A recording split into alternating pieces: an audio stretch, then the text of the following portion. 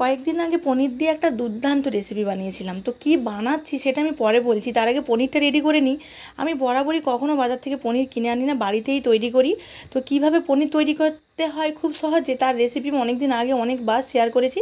তা আলাদা করে আর বলছি না কীভাবে বানাচ্ছি, শুধু জাস্ট সেদ্ধ করতে বসিয়েছিলাম।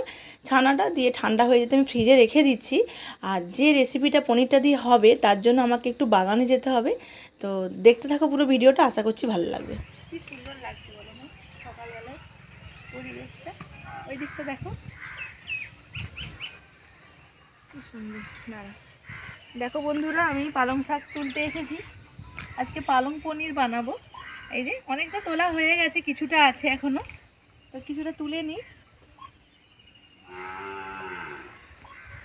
আর এই দিকটাতে আলু আলু দেওয়া হয়েছে আমাদেরই জন্য। বৃষ্টি হয়েছে, চতুর্দিক কাদা হয়ে গেছে।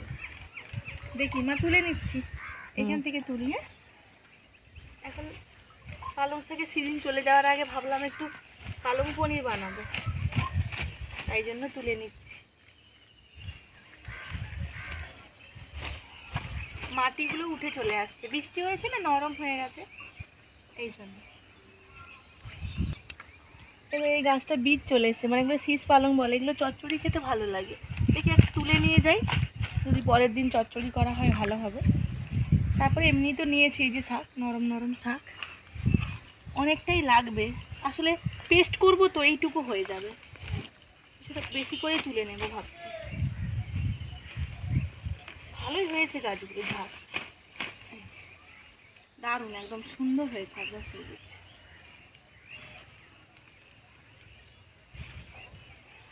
চলো এগুলোতেই হয়ে যাবে। প্রচুর মাটি উঠে আসছে, এই যে কি সুন্দর একদম। আলুর পাতাগুলো নেব, ডাঁটাগুলো আর এই শীষটা রেখে দেবো, চচ্চড়িতে অনেক সবজি দিয়ে করলে ভালো লাগবে। আর এই পাতাগুলো দিয়ে পালং পনিরটা বানাবো। চলো তাহলে রান্নাঘরে দেখা হচ্ছে। তোলা হয়ে গেছে,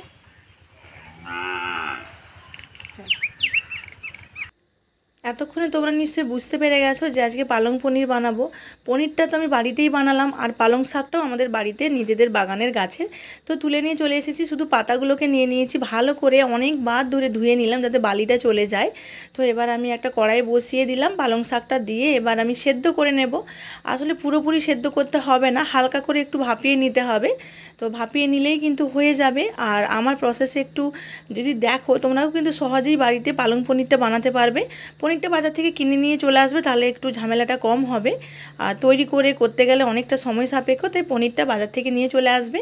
আর এই দেখো শাকটা আমি একটুখানি ভাপিয়ে নিলাম, এবার আমি তুলে নেব।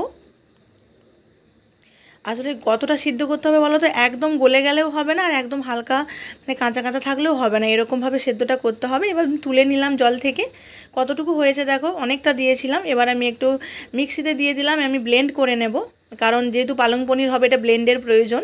তো আমি ব্লেন্ড করে নিলাম, একবার দিতেই কিন্তু হয়ে গেছে। আর সেই যে বলেছিলাম আমি ফ্রিজের মধ্যে পনিরটা রেখেছি, ওটা বার করে নিয়ে চলে এলাম। দেখতেই পাচ্ছ কত সুন্দর শক্ত শক্ত হয়ে গেছে।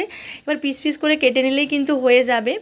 আর বাড়ির তৈরি পনিরের না একটা টেস্টই আলাদা। আর যেহেতু বাড়িতে আমাদের দুধ অনেকটা করে থাকে, তাই যখনই কিছু খেতে মন করে, মানে পনিরের কিছু খেতে মন করে, আমি বরাবরই বাড়িতেই পনিরটা বানাই। পনিরটা কেটে নিলাম, কত সুন্দর পিস হয়েছে দেখতে পাচ্ছ। এখানে একটা মশলা আমি লিকুইড করে নেব। এখানে ধনে গুঁড়ো 1 চামচ, জিরে গুঁড়ো, হলুদের গুঁড়ো 1 চামচ করে আছে, আর এখানে গরম মশলার গুঁড়োও কিন্তু 1 চামচ করে আছে। দিয়ে একটু জল দিয়ে আমি ভালো করে এটাকে রেডি করে রেখে দেবো। এই গুঁড়ো মশলাটা যদি জল দিয়ে রেডি করে রাখো না, রান্নার ক্ষেত্রে খুব সুবিধে হয়। আর পালং পনিরের ক্ষেত্রে এই মশলাটা কিন্তু একটুখানি লিকুইড করেই কিন্তু দিতে হবে। তো এটা পুরোপুরি রেডি হয়ে গেল, এবার কড়াই বসিয়ে দেবো আমি। তার আগে দেখে নাও সমস্ত কিছু উপকরণগুলো আমি রেডি করে ফেলেছি। আর প্রথমে দেখতেই পেলে পালং পনিরের সমস্ত কিছুগুলো আছে, মানে পালং শাকের যে পেস্ট, ওইটা, পনির মশলা সমস্ত কিছুটা একে একে বলে নেব আমি কি করে করছি। কড়াই বসিয়ে দেওয়ার পরে যখন তেলটা খুব ভালোভাবে গরম হয়ে যাবে, এবার আমি পনিরগুলোকে লাল লাল করে ভেজে নিচ্ছি। তোমরাও কিন্তু এইভাবেই ভাজবে। এবার ওর মধ্যে দিয়ে দিলাম আমি শুকনো লঙ্কা আর একটা তেজপাতা, তারপরে বেশ খানিকটা কুচনো পেঁয়াজ, টমেটো, কাঁচা লঙ্কা দিয়ে যখন হালকা করে ভাজা হয়ে আসবে পেঁয়াজটা, আদা রসুনের পেস্ট দিয়ে দেবো 1 চামচ মতন। মশলার পরিমাণ প্রচুর দেওয়ার দরকার নেই, কম করেই দেবে। দিয়ে ভেজে নিতে হবে ভালো করে। যখন আদা রসুনটা ভালো করে ভাজা হয়ে আসবে, তখন আমি দিয়ে দেবো ওই যে লিকুইড যে গুঁড়ো মশলাটা আমি রেডি করেছিলাম একটা বাটিতে, তো সেইটা ওর মধ্যে ঢেলে দিয়ে মশলাটা ভালো করে আমি কষিয়ে নেব।